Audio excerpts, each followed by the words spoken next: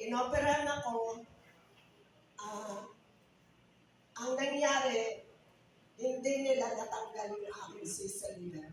Pero yung aking gallbladder, tinanggal nila kasi meron ding stone yung aking gallbladder na nakasuksok daw sa cyst at nagkakaroon ng yung nana sumasama sa dugo ko, kaya ako nagkakaroon ng infection.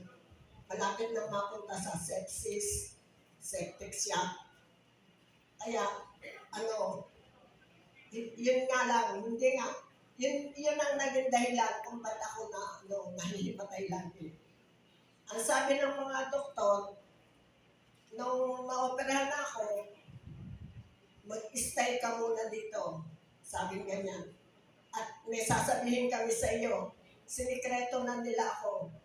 Tapos, sinabihan nila ako na we have cleaned all your body systems, but we were not able to take out the cyst because it's too big na, 10 cm na, kaya hindi na nila pwede tanggalin, madudurog na raw yung aking atay at ikamamatay ko.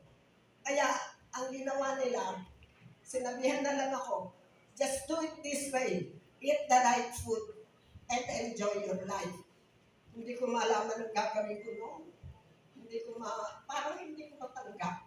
Tapos, ang ginawa ko, hindi ko sinabi sa pamilya ko.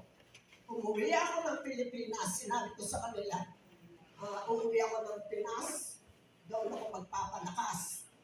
Sabi, pinayagan naman nila ako. Nung nasa Pilipinas na ako, ayan, may nag-alok sa akin ng Sinner Grace. 3 ang ginamit ng Panginoon. Si Teddy Anchoris, si Tessang Alora, Tessang Rivera, at si Coach Anthony. Nang si Coach Anthony nagde-demo na, nang magpainom siya ng coffee, si Teresa Alora, biglang nakaramdam ng ginhawa sa katawan na makainom ng kape. Kaya 3 package agad ang binili kay Coach Anthony. At pumunta siya agad sa akin, dala-dala isang package, sabi, Eteng, gamitin mo to, lalakas ka dito. Kasi noong panahon yun, hindi na ako makalakad. Hindi, inaakay na ako, tapos hindi na ako makatayo na sa ulo ko. Tinatayo pa ako. Kaya, binigay sa akin ni Tessa. Sabi ko, wala pa akong pambayad siya. Sabi ni Tessa, sige, bahala ka na. Eh di, ininom ko ng ininom. After 1 week, after mga 2 weeks na iniinom ako, bigla akong lumakas. Yes. Yung aking doktor, pinilagay ko sa isang tabi. Hindi na ako nagtutungkot. Nakakalakad na ako. Nakakaakyat na ako sa dami nakakalakad. Kung nakita yun ng mga tatarong sa amin, ay nagpuntahan sa amin kasi nag-aano sila. Nagsalihan.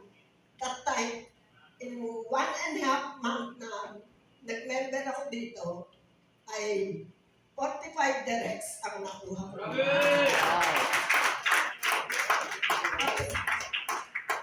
Tapos nitong January, last year, August 2024, umuwi ako ng Australia, nagpa-check up ako doon.